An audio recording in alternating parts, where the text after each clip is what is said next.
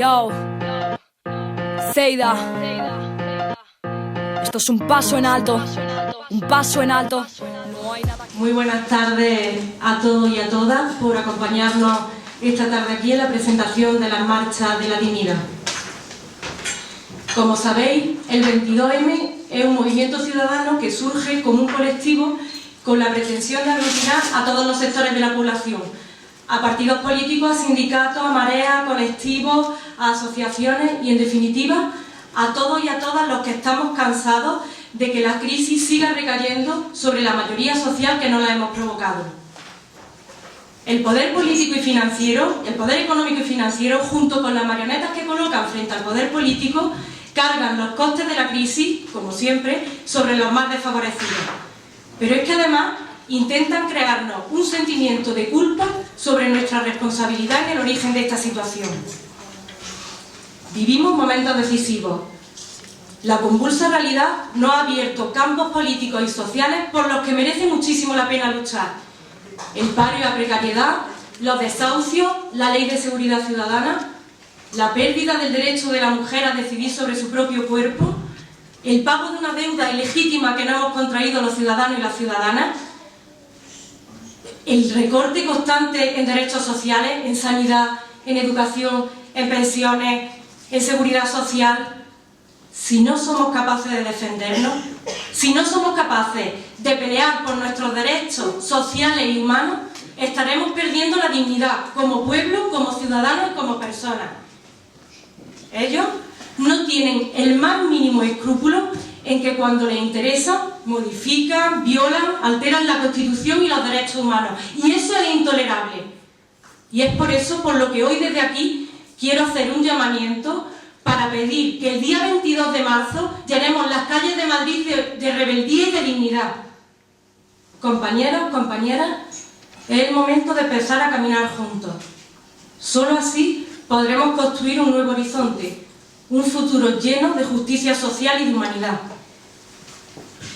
Y es que es con este objetivo, con el de dar una respuesta de forma contundente y unitaria, con el objetivo que nacen las marchas de la dignidad del 22 de marzo, que consiste en formar columnas humanas que van a partir de todos los territorios del Estado español y marcharán para confluir el día 22 de marzo en Madrid.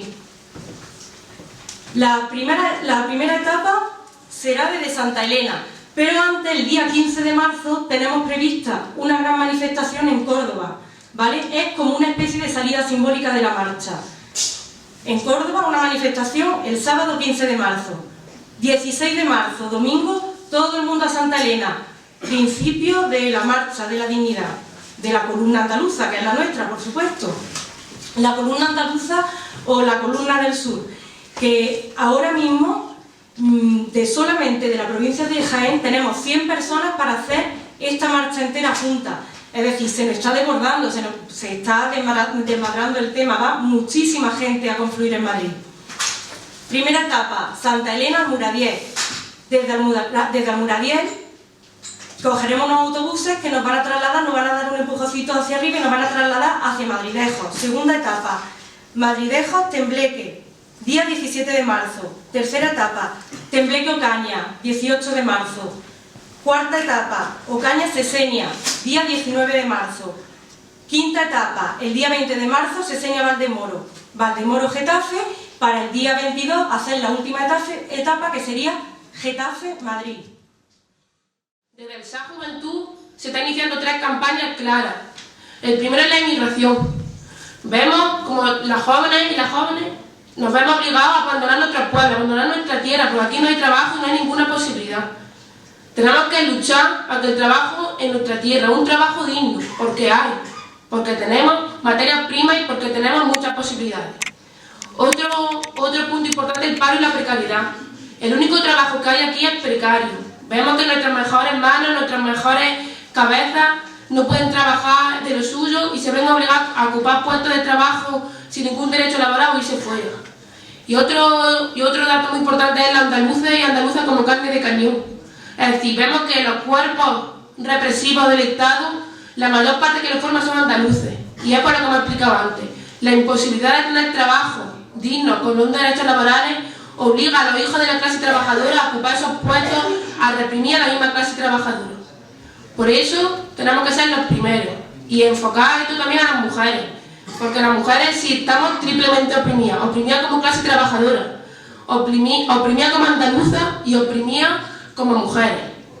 Frente a esto hay muchos, a nivel estatal, esto de las marchas, se están convocando diferentes fechas, como fue el 8 de marzo, que salimos a la calle aquí en Jaén, que lo dejamos claro, como será mañana, 23 de febrero, que saldremos que a las 12 de la mañana esperamos a todos y a todas de la subdelegación de gobierno, con los lemas de la marcha en general, no al pago de la troika, no a la deuda, contra los recortes de los gobiernos, sea quien sea del gobierno español, sea de la Junta de Andalucía, y también el 28 de febrero también saldremos a la calle. También estamos preparando el 8 de marzo una movilización para la mujer trabajadora y nada. Dicen los antropólogos que existen todavía en el Himalaya algunas sociedades que practican una específica modalidad de feudalismo basada en el endeudamiento perpetuo.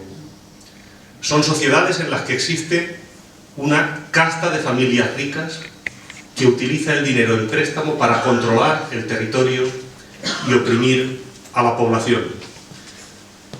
La parte más pobre del campesinado, los denominados vencidos, sufren literalmente una situación de esclavitud por deudas, un endeudamiento perpetuo que se transmite de padres a hijos, de generación en generación, sin que ningún antepasado jamás haya sido capaz de liquidar esa deuda, sin tierras, sin recursos ni posibilidad de obtenerlos, se endeudan cada vez más para poder obtener el mínimo necesario para la subsistencia. Posiblemente os preguntaréis cómo es posible pagar una deuda cuando no se posee absolutamente nada. Pues muy fácil. Con una mercancía de cambio tan antigua como el mundo, el usufructo del cuerpo de las jóvenes campesinas del Himalaya. Con motivo del matrimonio se entregan en prenda y comienzan a prostituirse para ir desendeudándose.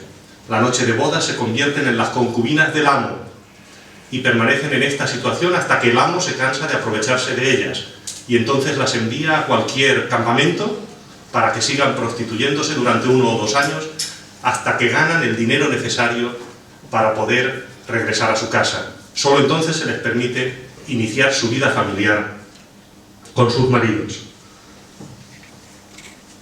A mí me viene muy bien esta historia tan triste para ilustrar la situación de una serie de países del sur de Europa, entre ellos el nuestro, es decir, nosotros, que somos como el cuerpo de las jóvenes campesinas del Himalaya, una mercancía en manos de los mercados financieros que pueden hacer con nosotros lo que quieran a causa de una deuda odiosa contraída por los paterfamilias, por quienes toman las decisiones, por los gobiernos.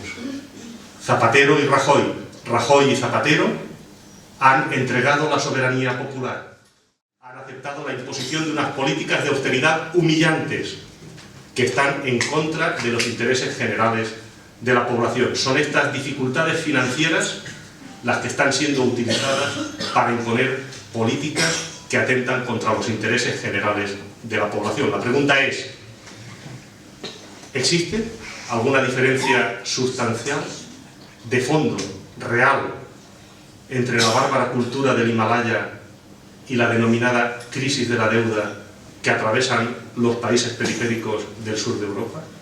La respuesta es ninguna. Allí obligan a prostituirse a las mujeres a causa de las deudas contraídas por los padres. Aquí arruinan el futuro de los más débiles, de la juventud, de los trabajadores, de las mujeres, de los jubilados, para atender compromisos financieros que ha contraído una casta política corrupta hasta la médula. Según economistas de plena solvencia, Pedro Montes, Juan Torres, Martín Seco, Vicens Navarro, economistas de plena solvencia, afirman que la deuda es impagable. El montante de la deuda no se puede atender. nuestro país no será capaz jamás de generar la riqueza necesaria para cumplir sus compromisos financieros. Es el endeudamiento perpetuo. Acordaros de las mujeres jóvenes del Himalaya. Es la crisis de la deuda. Nuestro país está atrapado en una trampa, la trampa de la deuda, que está siendo utilizada de palanca, que está siendo utilizada como chantaje para imponer lo que David Harvey denomina una acumulación por desposesión, una expropiación masiva de la riqueza colectiva acumulada durante generaciones, una expropiación de derechos laborales y sociales, un expolio de nuestra riqueza. Empezó siendo una crisis financiera. Acordaros de Lehman Brothers, año 2008. Es como un virus mutante. Se transformó rápidamente cuando se contrajo el crédito en una crisis económica. Las empresas empezaron a despedir gente. Y ahora se ha transformado en una crisis de deuda, un virus mutante. Y cuando llegamos a este punto, el margen de maniobra del Estado ante las clases, la autonomía relativa del Estado ante las clases, se esfuma, desaparece, porque el capital necesita al Estado para salir de la crisis sin que sus beneficios se vean afectados. Y es entonces cuando el Estado se convierte en el protagonista principal de un ajuste salarial brutal que se proyecta sobre los 3 pilares básicos del salario obrero. Lo repito, un ajuste salarial brutal que se proyecta sobre los 3 ámbitos básicos del salario obrero. El salario directo, la nómina que os paga el empresario. Ahora diré alguna cosa de la reforma laboral. El salario indirecto, los recortes en los servicios públicos, los recortes a los funcionarios. Y el salario diferido, las pensiones. La reforma laboral, muy brevemente, lo sabéis, se ha dicho hasta la saciedad. Punto número 1, abaratamiento del despido. Fijaros el mensaje que este gobierno, que son los miserables, le manda a las empresas en el peor momento de la crisis. Lo que le dice el gobierno con el boletín oficial del Estado a las empresas es que en el peor momento de la crisis, lo que tienen que hacer para resolver sus problemas de beneficio en un contexto de crisis, es echar gente a la calle, es despedir gente. Y junto a eso, la desarticulación de la negociación colectiva, la derogación de la fuerza vinculante de los convenios y del poder negociador de los sindicatos. ¿Os imagináis lo que sucederá cuando el colchón social y familiar que está amortiguando la crisis se desfonde? ¿Os imagináis lo que sucederá cuando el ahorro y las reservas públicas se queden exhaustas? ¿Alguno de vosotros piensa de verdad, por favor, que dentro de 4 años este país va a estar igual? Con 6 millones de parados y una deuda pública que supere el 100% del Producto Interior Bruto. ¿Pensáis de verdad que esta situación es compatible con la democracia? El riesgo que corremos en este momento ya no es que nos vuelen los derechos económicos y sociales que tanto costó conquistar. El riesgo de la situación que atravesamos es que nos vuelen los derechos políticos y las libertades públicas. La salida de la crisis que se está tratando de imponer es incompatible con la democracia, es incompatible con las libertades públicas. La libertad es como una cometa que flota allá lejos en el horizonte, está sujeta por una cuerda. Esa cuerda es la igualdad. Si la cuerda se rompe, la perderemos. Y quién sabe si volveremos a encontrarla algún día. Este es el escenario que tiene planteado el país. Esta es la situación. Yo sé que esto es muy duro, pero yo he venido a deciros mi verdad. Y no he hecho no sé cuántos centenares de kilómetros para endulzar lo que yo creo que es la situación que está atravesando nuestro pueblo. Yo creo que ante esto, la pregunta que surge inmediatamente es ¿qué hacer? Porque algo habrá que hacer. Vamos, digo yo. Ante esto habrá que adoptar una actitud. Algo habrá que hacer.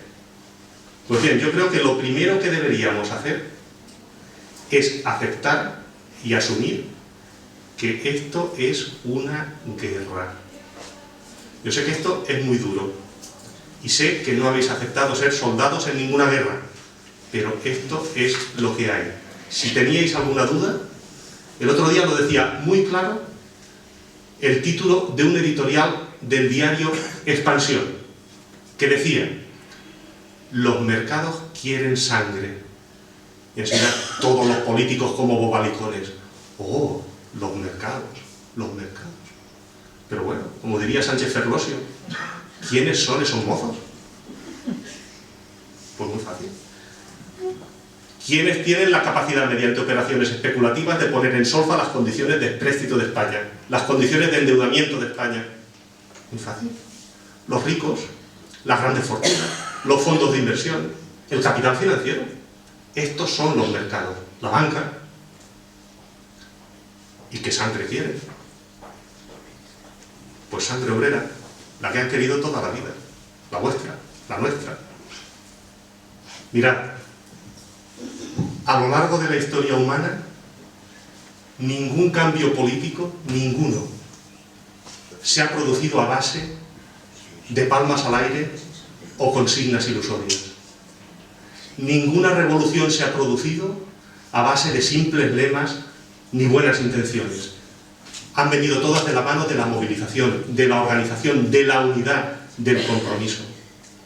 Los niños no salieron de las minas en el siglo XIX porque los potentados tuvieran lástima de sus caritas tiznadas o del angustioso llanto de sus madres. Hubo huelgas, movilizaciones, quema de propiedades y, digámoslo claramente, un generoso derramamiento de sangre. Y lo mismo pasó con la esclavitud y con los derechos sociales y laborales, todos y cada uno, sin excepción. El capitalismo tiene la piel muy dura y o nos organizamos, nos unimos, nos apretamos y luchamos, o nos van a arrebatar de un plumazo todos los derechos que tanto costó conquistar. Si no somos capaces de unirnos, de apretarnos, de cogernos de la mano, habrá protestas. Claro que habrá protestas, como las está viendo en Grecia o en Portugal. Pero el sistema permanecerá intacto. En lo político, el bipartidismo, y en lo económico, la plutocracia. Las manifestaciones estarán muy nutridas al principio, pero poco a poco se despoblarán e imperará el conformismo. Si no somos capaces de organizarnos, de comprometernos y luchar, no habrá derechos para nadie. Decídselo a vuestros hijos. Nos conformaremos con lo que nos den, y lo que nos van a dar es trabajo precario para todos. Sanidad solo para los ricos y para nuestros hijos, analfabetismo. Para nuestra juventud, el desarraigo y la inmigración. En definitiva, si no somos capaces de organizarnos y cambiar de arriba abajo la situación que atraviesa el país, invocaremos una rápida transición al subdesarrollo. Esta es la situación que tiene planteada el país. Y el país no tiene otra salida en este momento. Y yo creo que este es el significado de las marchas del 22 de marzo, que visibilizar el conflicto, que esta lucha de clases desatada, dirigida por la burguesía, dirigida por la oligarquía, por el capital financiero, se visibilice.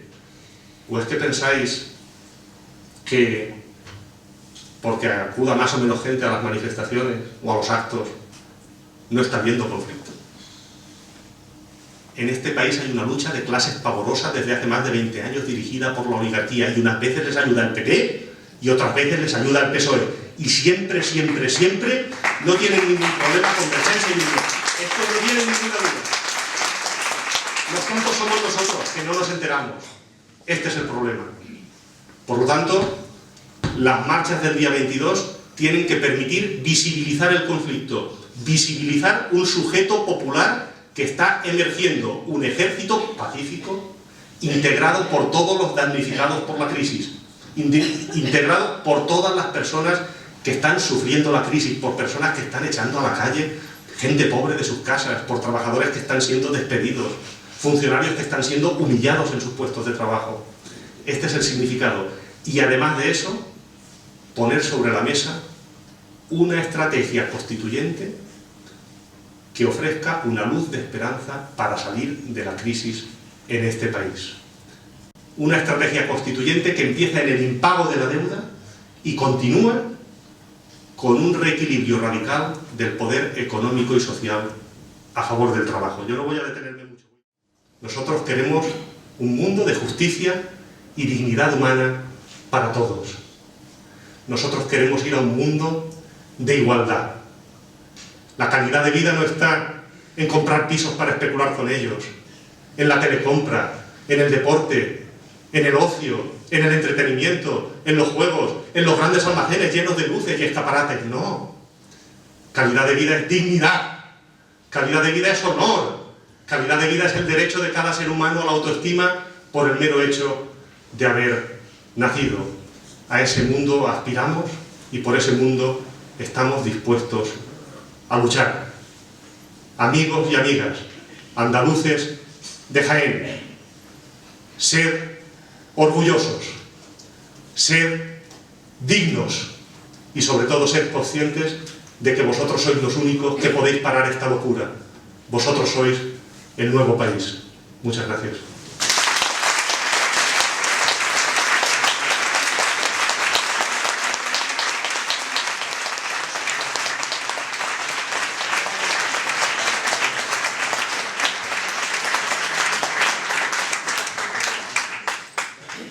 Buenas tardes, compañeros y compañeras de Jaén, tierra de olivo. Creo que la ciudadanía, el 80% de los ciudadanos, eso que el Partido Popular le llama la mayoría silenciosa, está aguantando en sus casas y en sus sitios y en sus respectivos lugares todo lo que está cayendo. Y ese 80% de la ciudadanía que está aguantando todo, está soportando el peso, el 20%, que somos los que estamos intentando cambiar todas las políticas del gobierno. Pero este 20% que hemos estado luchando durante estos últimos 7 años de manera incentiva, no hemos sido capaces de parar toda la injusticia. No se puede negar que la gente no hayamos luchado durante estos 7 años. No se puede negar que las plataformas ante los desahucios hayan hecho toda una política contraria a esa barbarie de echar gente de sus casas. No se puede negar que los jóvenes estudiantes no hayan luchado, ni el tema sanitario, ni la comunidad educativa, ni los jornaleros ocupando fincas. No se puede negar incluso que nuestros mayores, lo que le llaman los yayoflautas, hayan hecho también sus protestas, o los trabajadores de la fábrica cuando le han aplicado un ERE. Había una lucha de una minoría de la parte de la sociedad que ha estado intentando de que no le recortaran, incluso intentando reivindicar mejor. Pero hemos visto durante todos estos 7 años que el gobierno nos ha ido derrotando, sector por sector. Ellos, con el boletín oficial del Estado, su consejo de ministros, cada viernes se han reunido y han aplicado leyes y normas contra el pueblo. Las últimas barbaridades es la ley del aborto, o la ley que está intentando poner en marcha de la seguridad ciudadana, que nos retrotraen 40 años hacia atrás. El gobierno sigue machacando a la población. O conseguimos la unidad de todos los trabajadores ciudadanos, del 80% de la ciudadanía, o no cambiamos nada. Lo tenemos que tener claro, porque ellos tienen el poder, que tienen el ejército, la policía, los jueces, los tertulianos, los medios de comunicación, lo tienen todo. El pueblo solamente tiene la unidad y la palabra. Eso es lo que tiene el pueblo. Y si eso no lo entendemos desde el punto de vista de izquierda y como ciudadanos, no vamos a cambiar nada. Y ese es el gran reto que tenemos. Ese 80% de la población que no se moviliza, hace falta movilizarla. Ese 80% de la población que está en el fútbol, en los toros, o en la cacería, o jugando al dominó, o en la cervecita barata, o incluso en los mercadillos, esa población que está ahí, hace falta que la movilicemos. ¿Y cómo se puede movilizar? Con la unidad. Se puede movilizar con la unidad. Se puede movilizar diciéndole que toda la sociedad se está uniendo para derrotar las injusticias de un gobierno que solamente lo que hace es maltratar a la población. Y a mí me parece que cuando el paro, la injusticia llama en tu puerta, no te pregunta ni de qué sindicato eres, ni de qué partido eres, ni a qué partido la votas. Se cuela en tu casa y no se va. Por lo tanto, aquí estamos todos en el mismo barco. Y todos tenemos que remar en la misma dirección. No hace falta que tengamos, evidentemente, elaborado un testamento ni la Biblia. Hace falta dos cosas fundamentales. La economía al servicio del pueblo y la democracia del pueblo. Ese tiene que ser el mensaje fundamental. ¿Cómo? Pues que todas las grandes empresas pasen al pueblo y los bancos pasen al pueblo y la democracia pase al pueblo, donde pueda la gente votar, donde la gente pueda participar y donde la democracia tenga un compromiso. Que cuando no se cumple el compromiso tú puedas ir incluso a la cárcel. Porque los gobiernos que maltratan al pueblo es como el que maltrata a su mujer. Es un maltratador y los maltratadores hay que quitarlos del medio. De llamado el bandolerismo entre comillas, José María el Tempranillo o Pernales o incluso los 7 niños de Écija no hacían tantos congresos, ni tantos puntos, ni tantas comas, ni nada. Se ponían en Sierra Morena y decía, suelta la pasta, si quieren entrar. Tenemos que ser más prácticos. La izquierda tiene que ser más práctica. Evidentemente tenemos que tener cosas en común, pero más prácticos. Muchas veces nos dividen las tonterías y hace falta la unidad. Ellos le une el dinero, pero ellos no tienen rostro humano. Ellos no tienen sentimiento, ellos no les importa nada el sufrimiento del pueblo. Ponen una empresa con dinero público y cuando no les interesa se la llevan a Tailandia, se la llevan a Marruecos, se la llevan a China o en cualquier otro lugar, porque lo que quieren son dinero y ganancias y no les importa el sacrificio ni el malestar de los pueblos. Por eso los pueblos tenemos que intentar por todos los medios esta unidad y es muy importante. Y pusimos en marcha esta operación conjuntamente con muchos colectivos y con muchos sindicatos. Es la primera vez en la historia. Es la historia de la democracia que desde abajo, arriba, estamos organizando al pueblo de todo el Estado, de todos los territorios. Más de 300 organizaciones estamos preparadas para combatir en Madrid. Es posible que en Madrid vayamos 1 millón de personas. Y si vamos 1 millón de personas, no estamos en el final de nada. Estamos en el principio para conseguir cosas muy fuertes. Se están prestando trenes, se están prestando autobuses. Hay pueblos como mi pueblo que tienen 3 autobuses de 5.000 habitantes, ya tienen contratados 3 autobuses. Y 50 personas que van allí en la marcha andando, corriendo los caminos, llenando de dignidad todas las carreteras. Y llegaremos a Madrid. Es muy importante que colacemos Madrid. Es muy importante que demos un martillazo en el boletín oficial del Estado. Es muy importante que se vea que es posible cambiar las cosas, que juntos podemos, que es posible. Pero para que eso sea así, todos nos tenemos que organizar y unir para combatir eso. Y eso va a ser el principio del fin, de ellos, evidentemente. No va a ser el final de nosotros, va a ser el fin de ellos. Porque así que nos juntan 1 millón de personas, estaremos en condiciones de preparar otra movida mucho más importante. Movida de huelgas generales, movida de movilizaciones, movida para que se vaya este gobierno porque no representan a los pueblos ni representan a los ciudadanos. Son gobiernos totalmente al margen del pueblo que solamente defienden a lo que le llaman la troika, a lo que le llaman el poder financiero, a los ricos. El gobierno empieza a recortarle al pueblo sus derechos y empieza a decir es que no tengo dinero porque nos hemos quedado sin dinero. Si te has quedado sin dinero, ve a los paraísos fiscales, que hay 14 paraísos fiscales.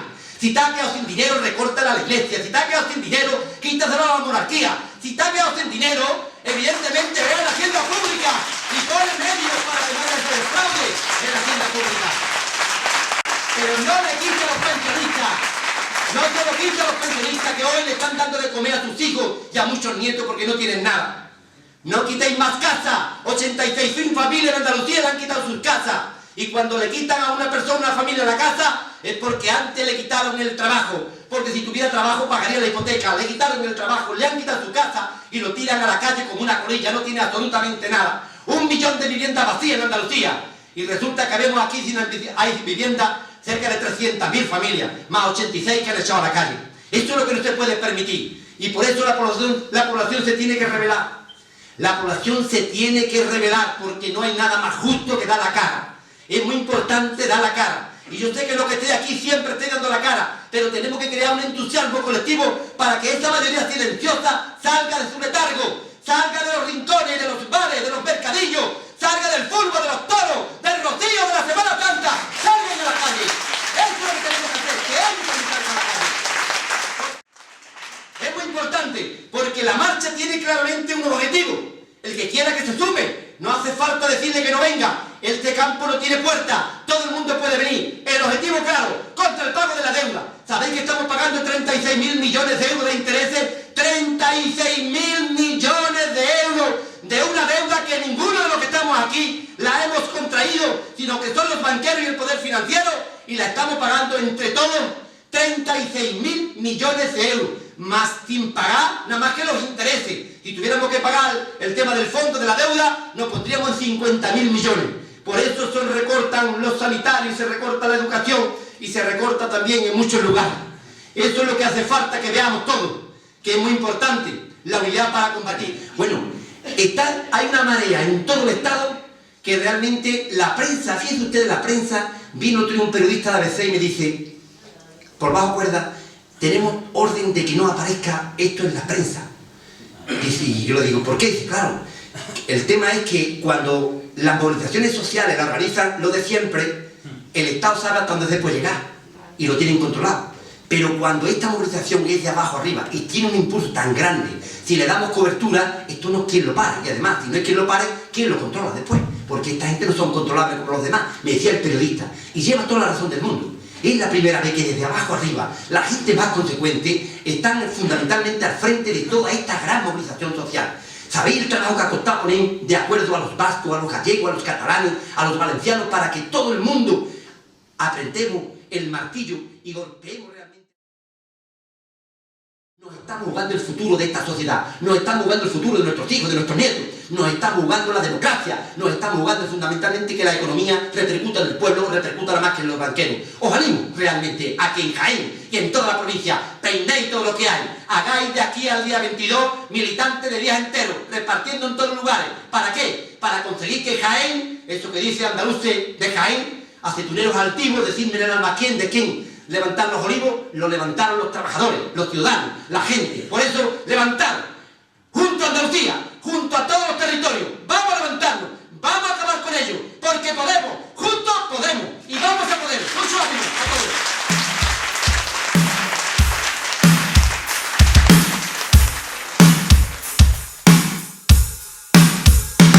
Siguen sangrando las venas del pueblo, siguen cerrando colegios, se han convertido estar explotado en un privilegio. ¿El precio? Tu dignidad, no lo dudes, la gravedad se torna frágil aquí en el trapecio. Multitudes violadas, por patrañas, censura, la marca España un padre de familia, buscando en la basura. Cultura de pandereta y farla, futuro biólogo abandona la carrera, no puede pagarla. Otro debate, otra charla, otra mani, otro amigo, puñalada por la espalda, otro parado, otro desahucio, otro mendigo. Quiero mi vídeo con Ken Loach, quiero mi canción de Carla. Y mientras, otro bache, otro inmigrante sin tarjeta sanitaria muere por VIH o cáncer. Asesinato legal, doctrina, el Ministerio de Sanidad asesina. Nos han prohibido soñar, nos han atado a la butaca, pero el que siembra miseria recoge bombas lapa. Políticas policíacas, estado de excepción, ocultan sin vergüenza el número de placa. Gobierno cabrón, sociedad hipocondriaca. Levantémonos al grito de revolución. Compañeras, ya suenan las alarmas. Exigimos que el gobierno se disuelva y entregue las armas. El miedo va a cambiar de bando. El miedo va a cambiar de bando. El miedo va a cambiar de bando. No desesperes, sigue protestando. El miedo va a cambiar de bando. El miedo va a cambiar de bando. El miedo va a cambiar de bando. No desesperes, sigue protestando. Mamá, mamá, ¿qué hay hoy de comer? Y mamá ya no puede responder. No es Cuba, joder, es Occidente, donde el derecho a la vivienda es debajo de un puente, donde la muerte del inmigrante llega si es pobre, donde las leyes se instauran a golpes, donde la libertad no la deciden jueces, sino el dinero y la clase a la que perteneces, donde el joven español sueña con salir en Gandía Sor y ya no pelea, donde el trabajador asume su papel de esclavo esquirol y admira a Mancio Ortega. La realidad golpea, por eso hay que intentar canalizar el odio del pueblo, que tomen conciencia obrera, que sepan que el enemigo es de clase, no de raza o género, y que el miedo lo siente el gobernante, él y el asesino de elefantes, que noten en sus carnes que está llegando el día en el que el pueblo retome la soberanía. Quieran o no, va a suceder, cuando la indiferencia sea odio van a caer, y si quieren volver el sucio les espera. Resistiré con mi fusil como Allende en la moneda. El miedo va a cambiar de bando. El miedo va a cambiar de bando. El miedo va a cambiar de bando. No desesperes, sigue protestando. El miedo va a cambiar de bando. El miedo va a cambiar de bando. El miedo va a cambiar de bando. No desesperes, sigue protestando.